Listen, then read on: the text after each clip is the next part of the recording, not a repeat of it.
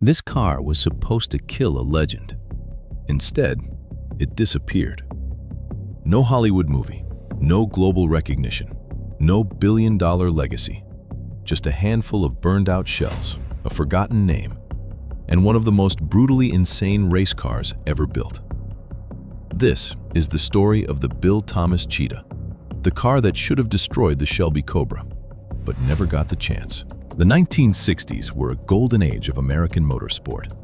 Raw power, minimal rules, and a fierce rivalry that would define automotive history. On one side, you had Carroll Shelby, a former racer turned mastermind, with his lightweight British roadster stuffed full of American V8 muscle, the Cobra. It was fast, it was dominant, and it was winning. But not everyone was impressed, because somewhere in California, a man named Bill Thomas believed he could build something even more extreme. Not just to compete with the Cobra, but to destroy it. Who was Bill Thomas? Bill Thomas wasn't a celebrity. He wasn't backed by massive funding or global fame.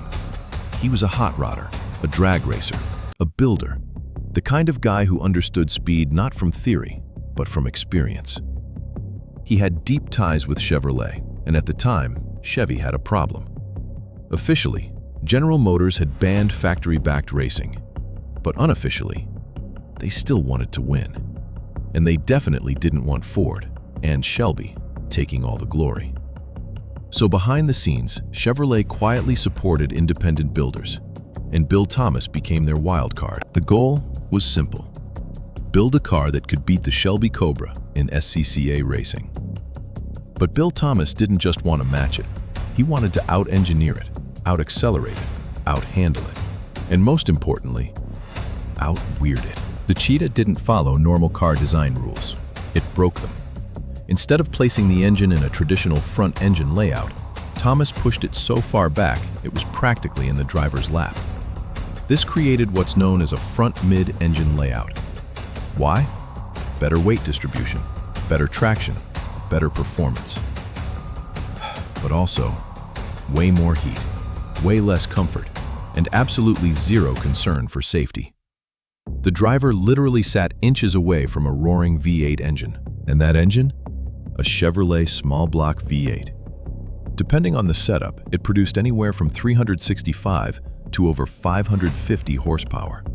Now remember, the car weighed just around 1,500 pounds. Let that sink in.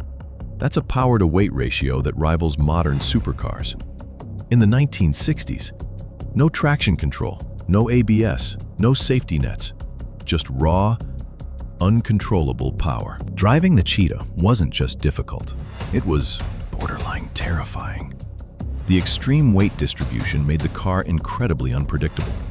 At high speeds, the rear end could break loose instantly, and because the driver sat so far back, visibility was terrible. Oh, and remember that engine? It generated so much heat that drivers often complained of burns. Some even said their shoes melted. This wasn't a car you drove. This was a car you survived. The Cheetah's design looked unusual. Long nose, short rear, low, stretched body. It almost looked unfinished. But it wasn't random. The shape was designed to reduce drag and maximize speed on straights. However, aerodynamics were still a developing science at the time, and the Cheetah had a major problem. At very high speeds, the front end could lift. That's not ideal when you're trying to beat a Cobra on a racetrack. On paper, the Cheetah had everything it needed. More power, less weight, a radical design. It should have been a Cobra killer. But racing isn't won on paper, it's won on the track. And that's where things started to fall apart. The Cheetah was fast, incredibly fast. But it wasn't reliable. The extreme engineering choices led to constant mechanical issues. Overheating, drivetrain failures, structural weaknesses. And then there was the biggest issue of all: production. To compete in certain racing classes, manufacturers had to produce a minimum number of cars, usually around 100 units. Bill Thomas simply couldn't keep up. Only about 20 to 30 Cheetahs were ever built, and that meant no homologation, no official entry, no real chance to challenge the Cobra at the highest level. Then, disaster struck. A fire broke out at the factory where the Cheetah was being built. It destroyed cars, parts, tools, everything. Just like that, the project was over.